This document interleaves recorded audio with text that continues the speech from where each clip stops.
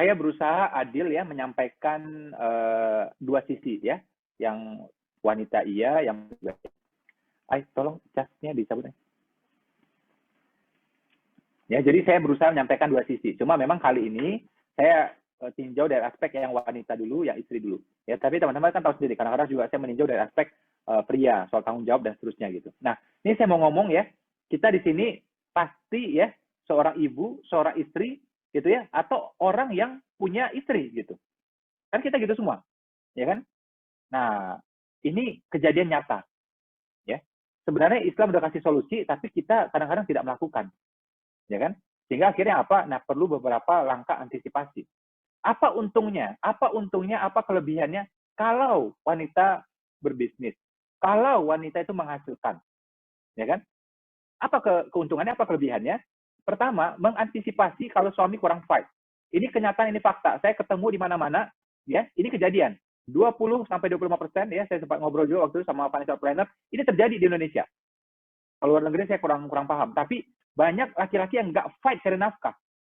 Sementara ibu ini sayang sama anaknya. Pengen anak di sekolah yang terbaik. Pengen gizi yang terbaik. Pengen suplemen yang terbaik. Kasur pun juga kasur yang terbaik buat anak. Ya kan? Nah, suami nggak sungguh-sungguh cari nafkah. Kurang fight. Akhirnya mulailah tuh istrinya jualan online, ya buka usaha dan seterusnya gitu, ya. Nah, kalau kita menghasilkan, kita bisa membackup ya kalau misalnya suami kita saat ini belum terlalu fight. Sampai sekarang masih banyak kok mitra BP yang kayak gituan, ya. Di acara Zoom gini, dia nggak datang suaminya, ada yang kayak gituan, ya.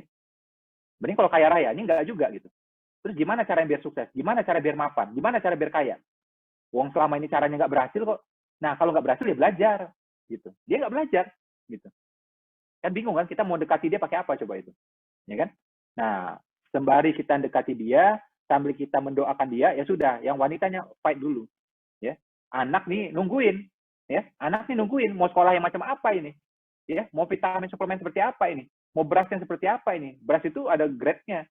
Ya, beras itu ada grade-nya. Ada yang bagus, ada yang biasa, ya, ada yang abal-abal, ada juga gitu. Ada juga yang buat ayam, ada juga itu. Ya kan? Nah, jadi ini antisipasi ya kalau misalnya suami kurang fight, satu. Kedua apa? Ini kejadian sudah. Suami ternyata apa? Kena PHK. Ya. Terus shock. Kalau orang shock itu 1 hari. Ya, ini laki-laki ada yang shocknya 8 bulan. 8 bulan shock aja terus gitu. Nggak cari kerjaan pengganti, nggak cari juga misalnya usaha pengganti. Ya, jadi masih shock, masih kaget. 8 bulan kaget. Apa namanya coba ini? Minta disetrum nih orang menurut saya ini. Ya. Jadi kalau kaget itu, jangan lama-lama. Sebentar, ya, sebentar aja orang kaget sebentar kok. Mana ada orang kaget berkali-kali kan? Nggak ada seperti itu kok. Kaget sebentar aja, gitu. Di PHK ya udah cari penggantinya. Mau kerja lagi ya nggak apa-apa, ya. Kalau mau usaha ya usaha beneran, gitu. Ini nggak 8 bulan nggak ngapa-ngapain. Ada kejadian kayak itu banyak, ya. Saya terima kabar itu banyak banget. Ya, ada yang mitra BP, ada yang luar mitra BP. Kejadian ini.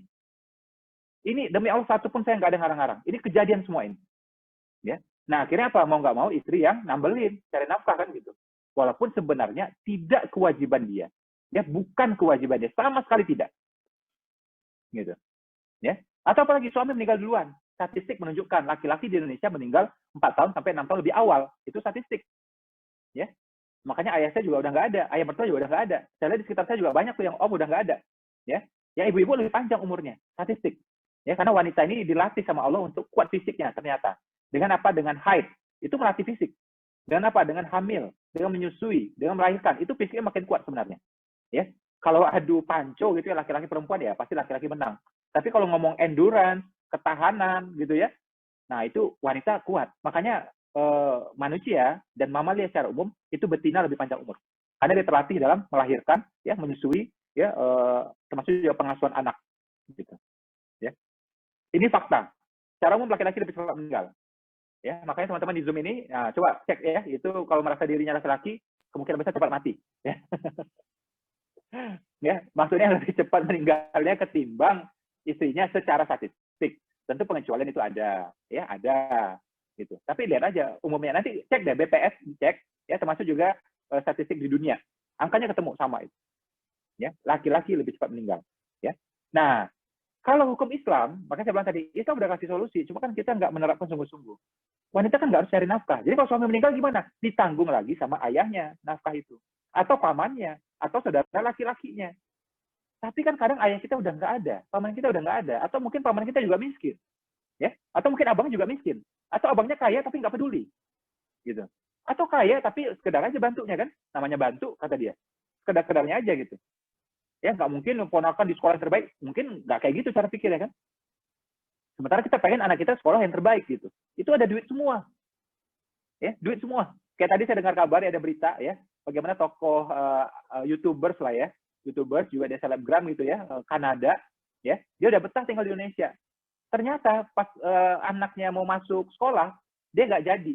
Akhirnya dia pindah balik ke Kanada. Kenapa? Biaya pendidikan di Indonesia mahal kata dia.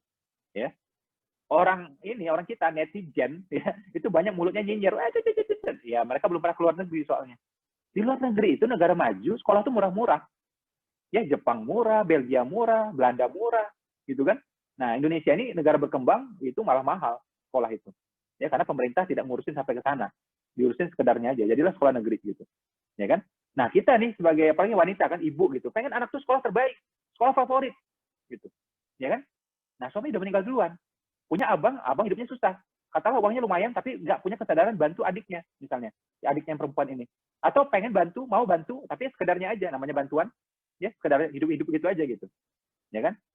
Dan yang berikutnya, yang keempat saya melihat adalah apa ya? Itu kalau wanita ya kuat cara penafkahan, itu juga kemungkinan ya semakin kecil kemungkinan ya si suami ini macam-macam. Tapi kalau ya sebaliknya, ya suami itu income-nya kuat, oke, istri nggak bisa ngapa-ngapain. Saya melihat ini kejadian, ya di BP terjadi, di luar BP juga terjadi. Itu semena-mena laki-lakinya. Ada yang genit lah, ada yang gatel lah, ada yang macam-macam semuanya itu. Ya, ini bukan kata orang, udah kejadian, tau nggak? Makanya saya omongin. Ya, makanya ada baiknya wanita itu ngerti bisnis, melek bisnis, bisa menghasilkan, bisa nyari duit. Jangan nyari duitnya di dompet suami terus, ya kan? Nah, jadi kan ada dua arah. Jadi suami mesti sungguh-sungguh cari nafkah, ya istri pun juga mempersiapkan diri. Kita nggak tahu siapa meninggal duluan, gitu. Ya, orang selalu ngomong sehidup semati gitu. Tapi kenyataannya, coba lihat ya, om kita, tante kita, orang tua kita, ada nggak ya suami istri, ya om dan tante ini meninggalnya bareng? Nggak ada. Ayah ibu kita meninggalnya bareng? Nggak ada. Langka lah itu. Ya, sangat-sangat langka.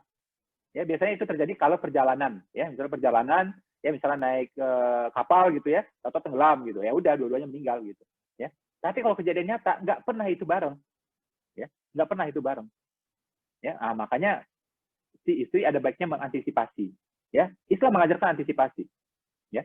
Oke, balik lagi layarnya ke saya. Coba ini rame-rame coba. Ya, jadi saya bilang itu, ini kejadian kan, betapa banyak tuh ya perempuan nggak bisa ngapa-ngapain, ya laki-lakinya menghasilkan, terus apa? Mulai genit, mulai gatel. Ya, yang pernah dengar kejadian ini atau pernah lihat kejadian ini coba ngacung, saya pengen lihat. Benar kan omongan saya, coba tuh lihat layar tuh pada angkat tangan semua. Ya, atau kejadiannya gini, mohon maaf ya berpisah. Ya, sebenarnya kalau berpisah, anak 3 misalnya, anak 4 misalnya, penafkahan itu tetap ya tanggung jawab bapaknya. Hukum Islam, ya. Tapi coba lihat dengan mata kita, betapa banyak bapak yang nggak tahu diri, otaknya nggak jalan. Ya, otaknya nggak jalan. Ya, dia udah nikah, udah punya anak, dia berpisah, dia udah pergi kemana, nggak peduli dengan nasib anaknya. Ya, namanya ibu sayang sama anak itu nggak ada tanding di muka bumi, nggak ada tanding di muka bumi. Yang bisa tanding cuma itu cintanya Rasul terhadap umatnya. Ya, nah itu ibu tuh kayak gitu tuh, sayang sama anaknya, udah dia hajar semuanya, penting anaknya bisa hidup, bisa sekolah semuanya. Sekarang saya tanya lagi nih ya, saya mau lihat di layarnya. Siapa yang pernah lihat, siapa yang pernah dengar kejadian? Ya, ada orang berpisah, suami istri berpisah, ya akhirnya apa? Mantan suami ini, si ayahnya anak-anak ini tidak bertanggung jawab atas anaknya, akhirnya penafkahan anak ditanggung oleh ibunya. Siapa yang pernah lihat, pernah dengar kejadian ini? Coba ngacung tangannya, coba. Fakta ini. Tuh, teman-teman lihat sendiri. Ya. Ini kejadian gitu. Ini kejadian kan gitu. Nah, ada baiknya memang wanita itu mempersiapkan diri. Mungkin cara main bisnisnya agak beda dengan laki-laki. Jangan ngegas-ngegas banget misalnya, ya kan? Juga berusaha dapatkan ridho dari suami, gitu kan? Terus juga jangan juga sampai kecapean, ya kan? Karena kalau capek itu nanti mukanya kuyu ketemu anak-anak, nggak bagus, ya. Di rumah itu lentera itu adalah ibunya. Jadi kalau ibunya itu cerah mukanya, anak juga cerah mukanya. Ya, suami juga senang melihatnya gitu. Tapi kalau mukanya udah capek, kuyu atau stres ya, atau udah uring-uringan, itu anak juga susah diatur semuanya. Coba deh ibu-ibu sini kan pernah ngalamin semua. Muka kita lagi kusut, lagi uring-uringan itu. Anak juga uring-uringan. susah diatur, suruh mandi susah, suruh makan susah, suruh sholat susah. Ibunya lentera di rumah gitu. Ya, makanya Nabi bilang ya wanita itu tiang negara. Saya tambahin, wanita itu tiangnya di rumah itu juga. Ya, kalau baik ini ya baik juga tuh anaknya semuanya. Ya, dia ceria, insya Allah anak juga ceria gitu. Ya, makanya orang bilang kan ibu-ibu nggak boleh sakit, gitu. Sampai kayak gitu istilah yang keluar gitu kan, gitu. Dan wanita ini kalau laki-laki misalnya dibanding laki-laki gitu ya, laki-laki ini kayaknya tangguh gitu, ya kan? Tapi kalau udah sakit itu kayak kucing, meow meow meow gitu kan.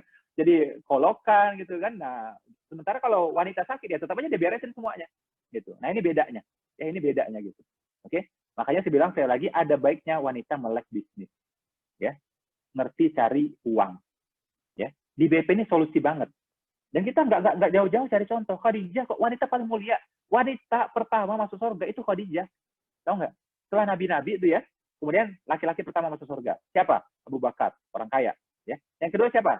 Yang ini ada rentetannya gitu ya. Tapi kalau wanita pertama itu Khadijah. Khadijah apa profesinya? Pengusaha. Jadi boleh kan gitu, bukan yang nggak boleh gitu. Ini kita udah punya, ini wanita terbaik, bukan nomor 2, nomor 3 ini. Number 1 sudah ini, tahu nggak? Ya. Nabi dikarunia beberapa istri gitu ya, tapi yang paling disayangi, bahkan sudah meninggal pun masih kebayang, itu Khadijah. Ya. Bahkan begitu Nabi penaklukan Mekah gitu ya, itu setelah berhasil ditaklukkan, apa yang Nabi lakukan coba? Nabi itu manusia biasa juga, punya cinta, punya sayang, punya baper-baper juga. Ke makamnya Khadijah coba. Ya. Ini hadis yang bercerita, bukan saya bercerita. Ulama juga bercerita semuanya. Sampai apa? Beliau bikin tenda dekat makam itu, tahu nggak? Padahal itu nggak ada Khadijah di sana kan? Nggak ada lagi Khadijah di sana gitu kan? Itu cuma jasadnya aja di sana. Jasadnya juga mungkin udah sekian tahun udah habis juga di tanah itu.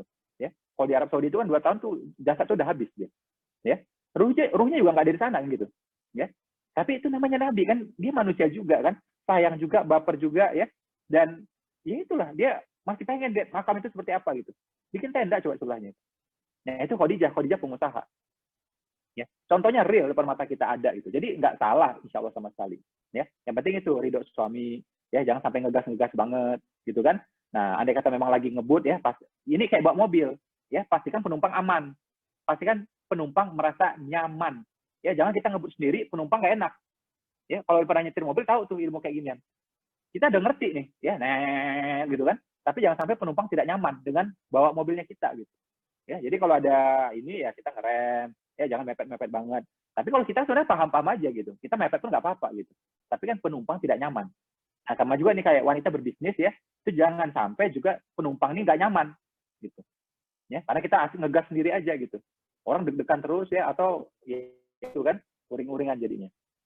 Nah, ada baiknya wanita mempersiapkan bisnis. Tadi ya yang pertama apa? Ya usahakan dapat ridho suaminya, satu hal ya. Jangan sampai capek-capek banget, jangan yang stres-stres banget gitu ya. BP ngasih solusi buat itu. Cukup di rumah aja. Betul. Tempat jihad ya terbaik buat wanita di mana? Di mall ya, atau di gedung anggota dewan ya, di perkantoran atau di mana coba? Kata Nabi ya, bukan kata saya. Ya, di rumah.